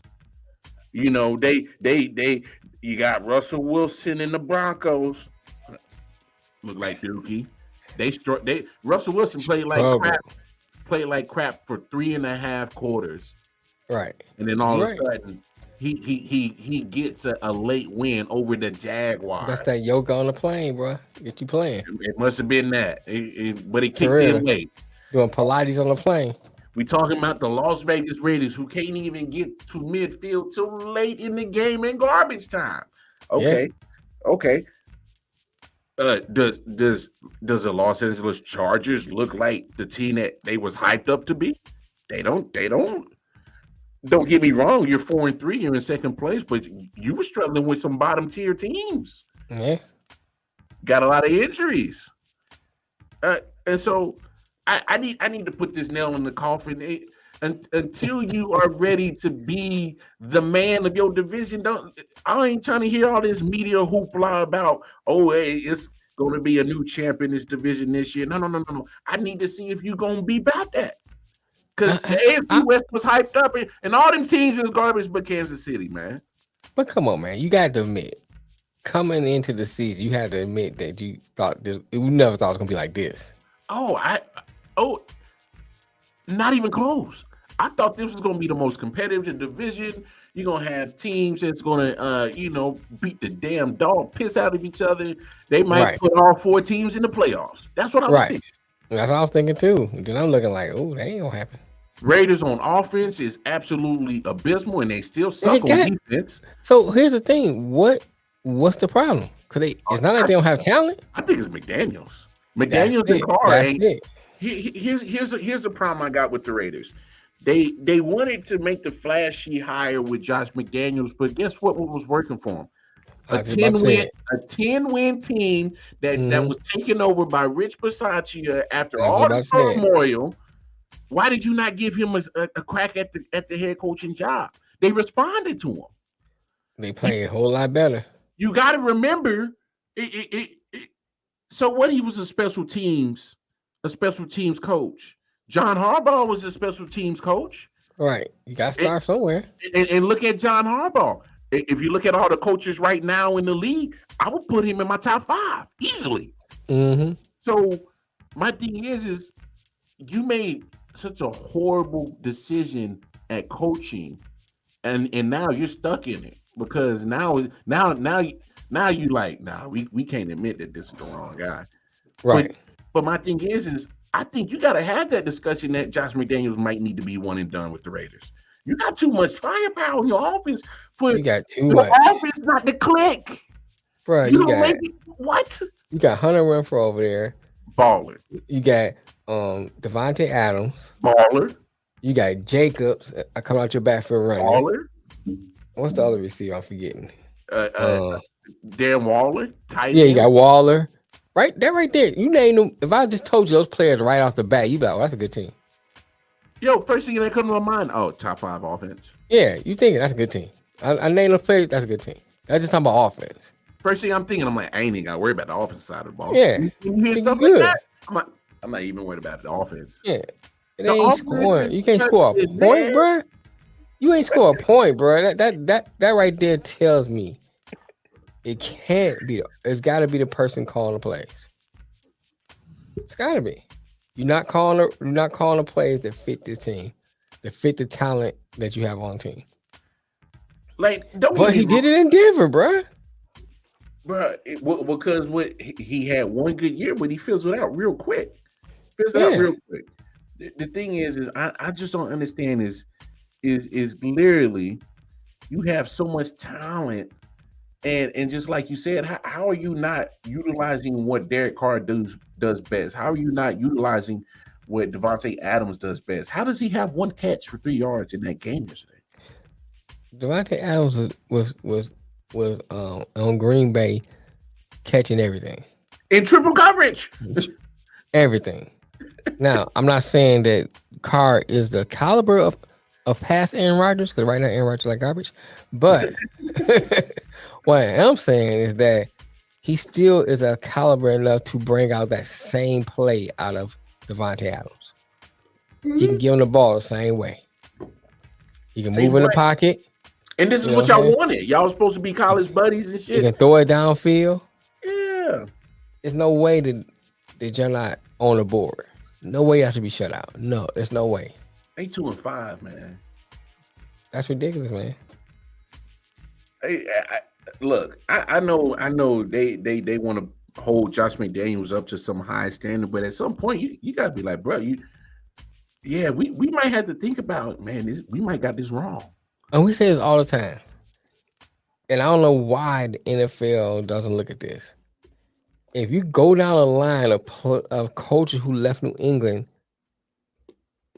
most of them ain't successful. Nine out of 10 of them are not successful. Not even close. Not even close. I mean, I don't count Brable because he wasn't a coach. No, he's a player. He is a player.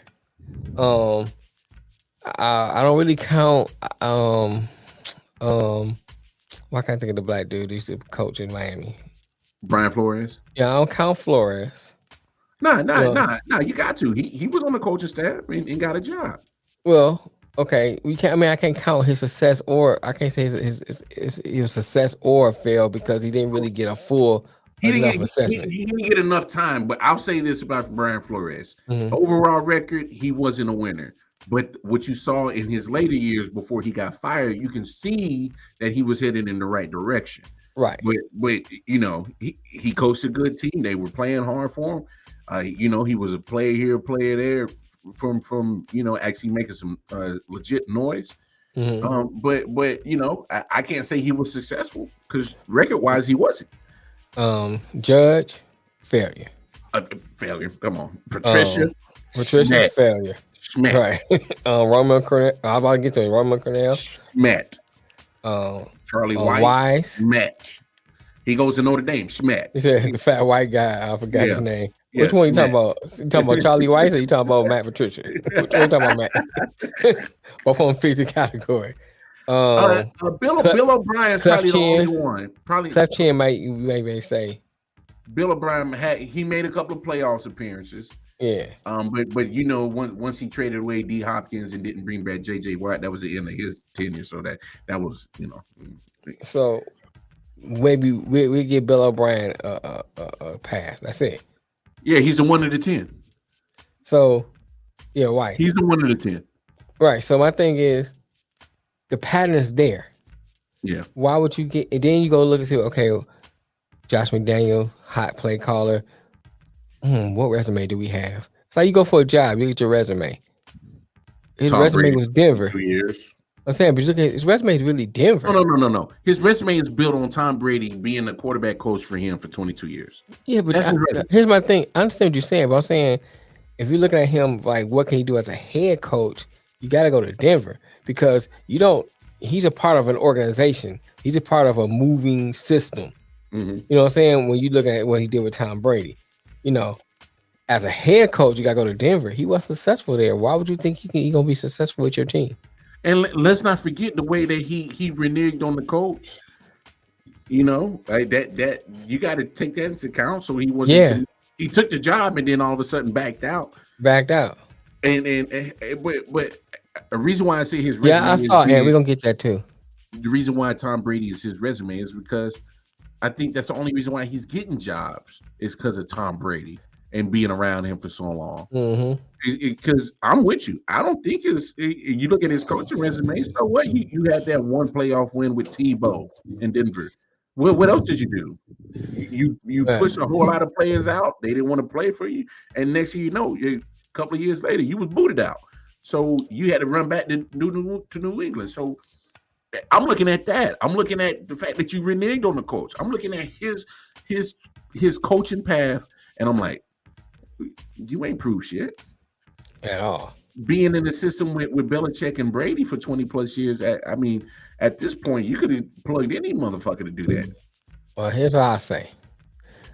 Depending on what the Raiders do, you know, they keep him another year, and he stinks of the joint another year.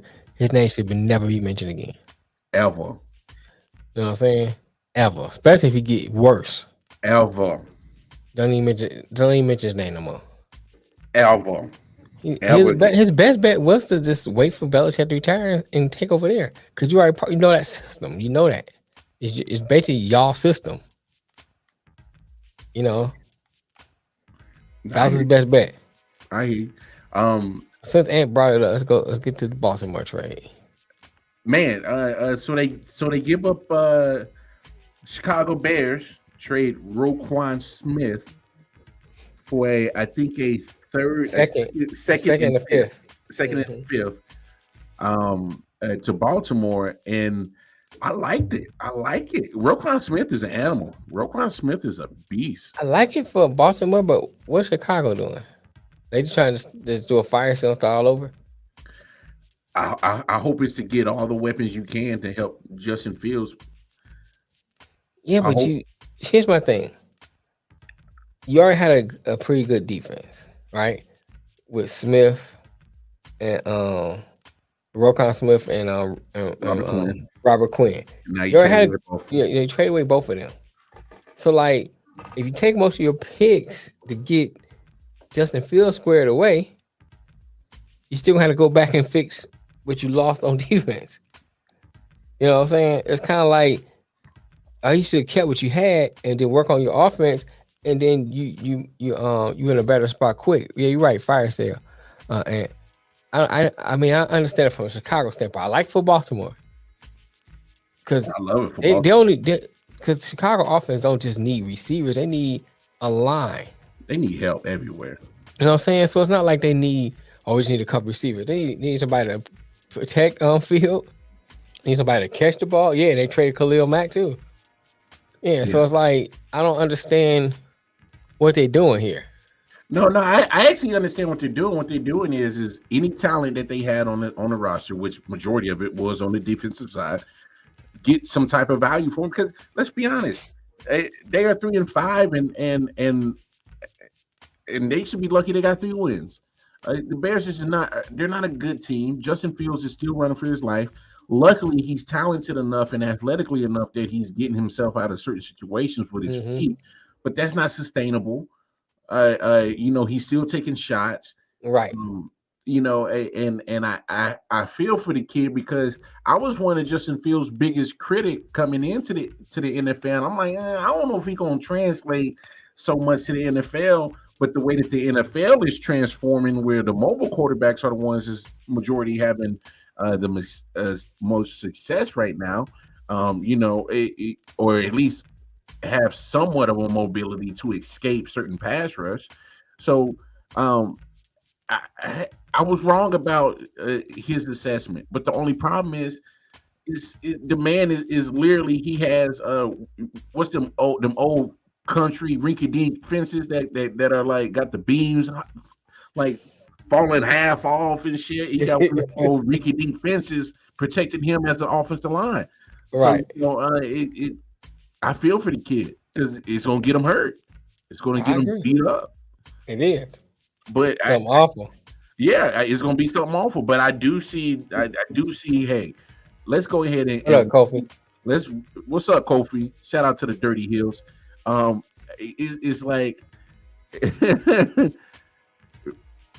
in Dubai. 9 picks in the draft over. That's how over 100 million. Oh yeah. So they're tooling up for next year, man. Because they're gonna have a good cap room. The rest are going down. They're gonna have a good cap room. Yeah, they got a good cap room. I mean, hey, go ahead and no offense is what we call it up here. Okay. It's a purest form of tanking in the NFL. I think they realize that hey, let's see. We've evaluated our team. Here's where the talent's at. Majority is on the defensive side. Let's get value, and let's try an off season with the money. I understand that, but I'm just saying you got 2 solid players there. Well, 3 if you count Khalil Mack. I understand the Mack trade to a degree because you had those other 2. You know what I'm saying? And so Mack is older than those other 2, so I can kind of understand it from that standpoint. But then you get rid of those 2 too. You know what I'm saying? So it's like, yeah, you get some draft picks. But you guys need to look at it this way. Didn't Roquan had to hold in the training camp? He had to hold in, so he was looking for more money. So how can you improve your team by giving and making him one of the top 5 paid linebackers in the league, which he is deserving of it? But there's no way to improve your team with giving contracts out like that. I just think this is more financial. Hey, let's go ahead and trade away talent instead of paying them. Let's go ahead and get rid of talent that might cost us too much because they had Khalil Mack's contract. You traded that away, so that comes off the books. Now you got more money. So instead of putting money into the players that are here, let's just go ahead and start brand new. Because and not to diss Roquan Smith, just the way that the defensive players are coming out in the league now, you can go get you another ball hawking sideline to sideline linebacker in the draft next year. You can. It's going to take a little bit more time for him to get acclimated to the game when you already got Roquan Smith, who's been in the league for a few years. So you're going to have to deal with those growing pains, but he's at the end of his rookie contract. Might as well get the value for Roquan Smith. Go ahead and get the value for Khalil Mack. I hate it overall because it's just going to keep depleting the team, and Justin Fields is going to have to play the one-man band to even keep the team in the game. Okay. So I hate it for that aspect. But for the Ravens, you got to look at the Ravens. Hey, I know we had a few blunders this year. Not finishing games, but hell. Kansas City at 5-2, Tennessee at 5-2, he needs some help. Buffalo at 6-1. We're sitting right behind all 3 of those teams at 5-3. Who do we got to stop? Okay, there's a damn good offense in Kansas City. There's a damn good offense in Buffalo, and hell, the way Derrick Henry was running yesterday in Houston, looked like he's back to full form. We got to find a way to stop him. So he was running like he was playing Pop Warner team. Bro, I love it. I absolutely love it. The only issue is he going to be a loner for the rest of the season? Because he's looking for money. You don't have to pay him. Not to mention you got a quarterback you got to pay too. Yeah, I don't know how Baltimore going to juggle that because he's not going to get you over the hump. You still need pieces. Oh yeah, you know what I'm saying. So it's like it'd be different. Don't get me wrong. It'd be so if you Baltimore. And if you're looking at, you gotta be looking for more than a loner because you getting for a loner to what end? You're not. I can't see him be able to hump to get the Super Bowl. He never could beat Buffalo. Well, I don't want to say that it won't be the hump that gets them over there, but I mean, we got to consider it that it gets them closer. I mean, It gets them closer. I mean, because they need more offensive weapons. Yeah. You know what I'm saying? So my thing is like, okay, you shore up your defense a little better, especially in the middle of the field, you know, especially on the pass rush, on blitz and stuff like that. That's fine. And you're not wrong. But my point is, you get the ball back to the offense, and it's the Lamar Jackson show in Andrews, in sprinkle Mark Andrews in there. I hear you. And that's why I say you're not wrong. But I think their belief is Lamar Jackson is dynamic enough and he'll make enough plays on offense to keep us in those games with Kansas City, Buffalo, Tennessee. But we got to stop those other guys. We got to stop them. Yeah. And that's why I'm looking at Kansas City now as a Chiefs fan. Like, all right, now, Buffalo made the chess move, got Von Miller. We saw how that has impacted their defense. All right, Baltimore, they go out, they go get Jason Pierre-Paul. They go get Deshaun Jackson. I mean, that's desperate. I mean, he's 36. They say he still got it, but you know, hey, whatever. I don't think that's a big move that's going to put him over. But didn't they make the trade today? So there's other teams that's in that division that's record-wise that are close to you, and they're building to beat you. Yeah. So you got to make a counter move. You can't stay pat. I know you got you brought over Kadarius Toney. There's another offensive weapon, helps you out in the special teams. But man, there's still a such thing as defense wins you championships. I mean, you got to stop Lamar Jackson. You got to stop Josh Allen. You got to stop Derrick Henry. You got to stop him. So I mean, but. You know, to transition in the NFL talk, obviously two storylines. You know, the tri-state area is booming right now. Yeah. Giants and Jets both came off close losses, but here's one thing that's driving me crazy about the Jets, because I think the Jets they're close. Here's what's driving me crazy about the Jets is this shit right here, because you got a quality defense, but that's hideous. Oh. But when your quarterback is doing shit like this, he's throwing off his back foot. Right. That's a rookie mistake. Like that's Belichick. That's the Belichick effect and a rookie mistake. But here's his second interception. Throw the ball out. Throw it away. That I think he was trying to throw it away right there. He just he should have threw it out of bounds. Mel, if you're trying to throw it away, you throw it away. You know what I'm saying? I think I agree with you. I'm saying, but I think on that play, he wasn't like trying like to make a play. I think he was trying to throw it away. He just that was a bad throw right there. That was a real bad throw. Yeah. There is 4 Patriots right there, and look, I get it, he's young. But Zach Wilson has not played well at all this year. And that's him coming off an injury. He didn't even start the year. I'm not saying you reinsert Joe Flacco. I'm not saying that. No. I'm not saying that. But Joe Flacco did his job. He kept y'all afloat. He kept you afloat. Where Nick at, man? But here's my problem. I see the talent with Zach Wilson, but you ain't that guy yet. What are you doing throwing off your back foot? You trying to extend plays and you're not that guy. Man said he wasn't throwing that away. But I'm saying, like, Zach Wilson's not that guy yet. You're not that guy. Not yet. Like, you need to be fundamentally sound so that you get a grasp of the game and scheming and defenses and reading. Stick to the basics. Don't try to be Magic Mahomes. Don't try to be Russell Wilson pre-Denver. Don't try to be you not Kyler Murray before the Modern Warfare came out. You're not that guy. You're not there yet. Right now, I'm sorry to say it, Jets fans, those who are listening, Zach Wilson right now is your anchor. And you drafted him high a couple of years ago to be your captain. He looking real anchorish right now. So what do you do though? Do you know? Is it just time? You need time? Do you need another quarterback? Well, I mean, this is now 2 years. We're dealing with turnover issues. We're dealing with durability. But he hasn't really played a full season yet, has he? Well, that's what I'm saying. We're dealing with durability issues. Yeah, we're dealing with turnover issues.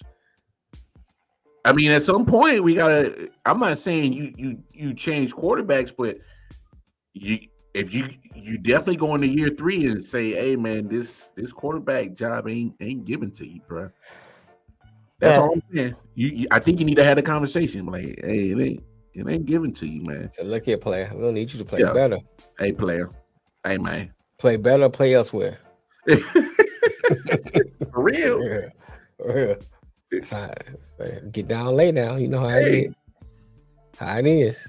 Hey, at some point, because they got too many. They are too close right now to just let it slip through their fingers through Zach Wilson. Yeah. You know, I haven't watched, and I will honestly say I haven't really watched a lot of Jets games to really give it a good assessment. Man, this is what I love having this NFL Plus app. You can watch condensed games real quick. Look, I'll be honest. That defense is hellified, bro. I heard about defense. I seen it on highlights. That defense is for real. It's serious. Like, you know how, when you see them play, you be like, oh, yeah, Robert Saleh's a defensive coach. Mm-hmm. He got his defense right. You know what I'm saying? Like, when you look at him play, you be like, oh, yeah, Saleh got them boys playing defense. Because he calls defense. Mm-hmm. So, only thing is every time I see a tremendous performance put on by the defense, I see the Jets get put in positions to lose games because Zach Wilson is making bonehead decisions. And you go and get Garrett Wilson high in the draft. He's been doing well. You go get Elijah Moore at wide receiver last year, and you ain't even finding no connection with him. He's so frustrated. He's already asked for a trade. Don't be surprised if he gets moved before the trade deadline tomorrow. I wouldn't be surprised. But I mean, that's your cue, Matt. Jets are just, you know. But man, I thought that was a good game with the Giants and the Seahawks.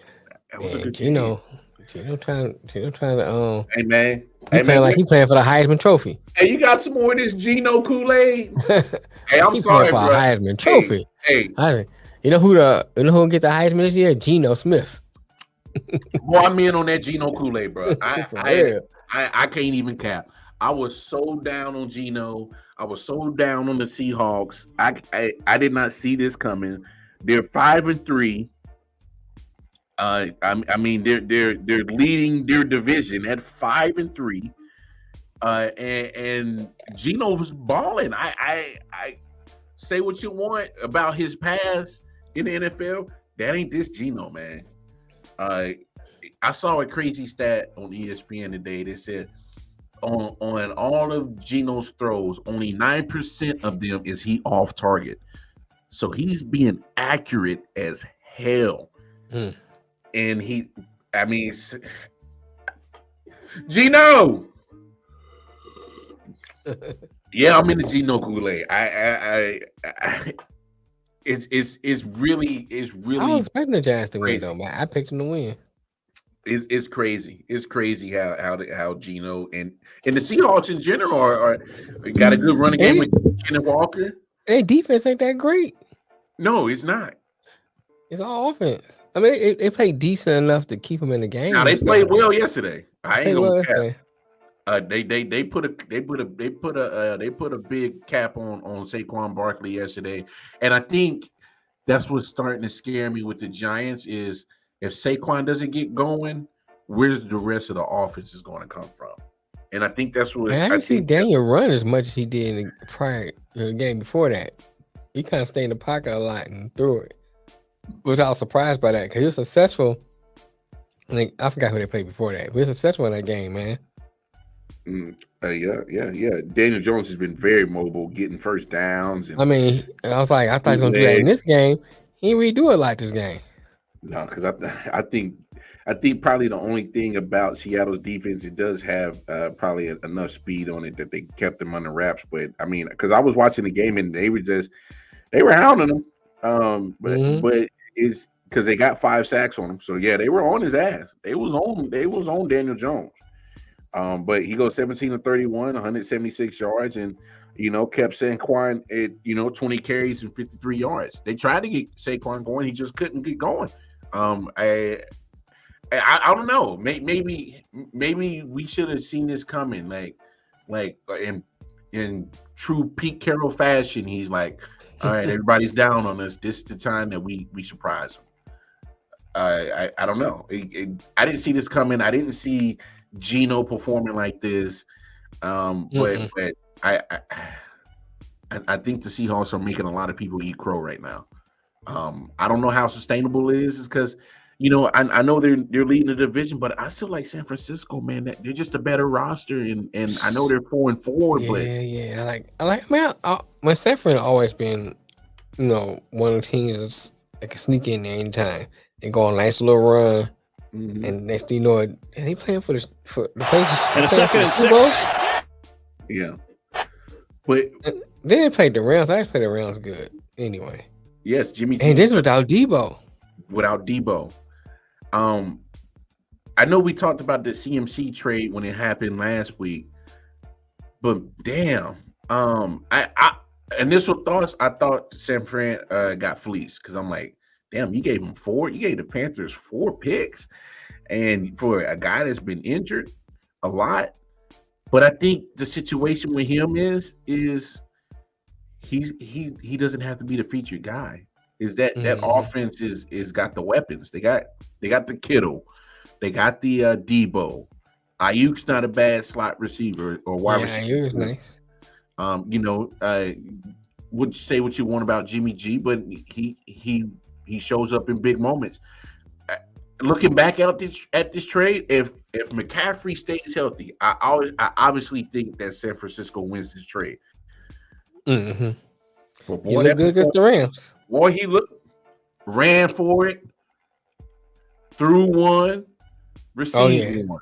Had the trifecta. Ain't done that since LaDainian Thompson was the last guy to do that.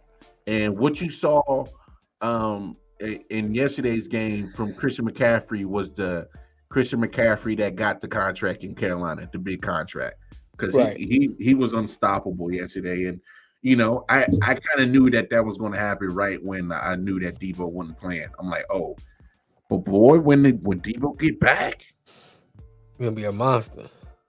Gosh, golly. Yeah, but I agree with you to a degree. But I will say that, especially the last couple of games I saw Daniel Jones play, that was a great catch by Christian McCaffrey. It was. His feet was like keeping them drives going. Yeah. So I have to say, Saquon Barkley is the center of that offense, but Daniel Jones actually wasn't playing bad football. No, he wasn't. He wasn't at all. And I never not give Daniel Jones his credit because I think he's just been fundamentally sound. He's been totally opposite of what we've seen from Daniel Jones, and that's being a turnover machine, right? And being not durable. I know he missed one game. No, he missed one game this year. So still kind of shaky on the durability part, but for the most part, hasn't been turnover prone, and you gotta love to see it. And I don't know, it right now I can't put them in the same class with the Cowboys and the Eagles. If you ask me, because Cowboys and Eagles in the NFC. I agree. Like I said, I'm not too the Cowboys and Eagles. Yeah, because I'm not 100% sold on Minnesota yet. I'm still gonna put the Giants in that mix, though, man. No. I'm not putting the Giants there. I just think that the flaw of if you shut down Saquon, it might be a bad detriment to. But I'm gonna say I like the way Dabo got this defense playing. Oh yeah, wait. Wink Martindale is boy. They scooped him up quick once Baltimore let him go. I'll scoop him up too. Shit, I wish the Lions get him. Boy, they scooped him up quick. So I'm not gonna fault him for that. But man, it's just amazing how certain trades work out for certain players. Obviously, so far the Chris McCaffrey trade is working out for the Niners. We'll see how the trade works out for Roquan for the Ravens. But one trade that worked in the draft for sure was this one when A.J. Brown. Oh my God! Philly. And boy, did that man positions with DBs on the other side. That man put on the show yesterday. I mean, I can't remember what show I was watching. I think it was Get Up this morning where they made a point where the teams look at this catch. Jalen shouldn't have thrown that. That's a nice catch, bro. That's over Minkah Fitzpatrick, y'all. That's the highest paid safety in the league. Minkah Fitzpatrick just got mossed. And I love they do a drumline celebration. Stomp the yard. Brother pork chop with extra gravy. But look at that. Look at that. Oh my gosh, that's one of the better safeties in the league. Straight mossed him. And but I'm just looking at how certain teams are making these plays to get wide receivers in trades and going all in and say, hey, we got a young quarterback. We really need to see the idea. This one was pretty too. Oh my gosh. He said, a little boy. So you see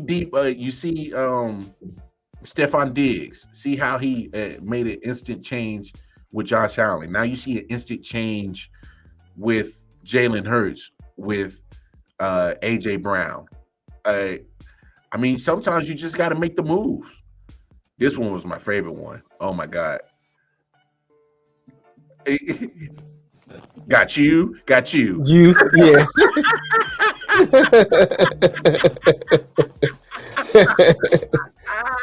I like that. Bruh. And that was a great throw, too. That was a great throw by Jalen Hurts. Yeah. Tell Carter to take notes. Got you. So, I mean, David Carter, you take some notes. Bruh. And then almost took one to the house. He almost had 4 touchdowns. I know. But look, man, I think it makes a difference when you gotta put weapons around your players. Look how dramatic and instant the change is with Tua once you give him more weapons. Look how the change happened with Josh Allen when you give him more weapons. Right. I think they finally listened to us, man. Remember when Jalen Hurts got the start a couple of years ago in relief from Carson Wentz? Mm-hmm. I was like, bro, they got to give him weapons. Believe in them. Right. Hey, it's coming to fruition. Got him Devontae Smith. Now you got him A.J. Brown. Got a good tight end in Dallas Goedert. Yeah, defense ridiculous. Defense is good. Then you added Robert Quinn to the defense. Hey, man, Eagles fly on to victory. Hey, but you know what? I'm looking at that NFC East. Which used to be the joke of the NFL. All those teams, last time I'm correct, even Washington football team, they're all at 500 or above it, if I remember correctly. Got to give shout out to Ant in your Washington Commanders. Yeah, Washington Commanders 4-4. Both Giants and Dallas at 6-2. Philly at 7-0. In the NFC, I wouldn't be shocked if that whole division gets in now. I mean, I'm just saying, just the way that the NFC is set up. Just the way that it's set up. But no.